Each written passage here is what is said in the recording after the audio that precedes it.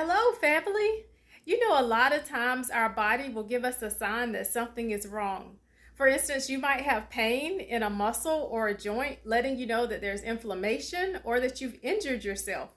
And if it goes on for too long, it can be devastating. It's similar to the sounds you hear when you're snoring. That's a sign that there's something wrong with your breathing. Don't ignore the signs. Make sure you get some help. Happy Wednesday, family, and take control of your health.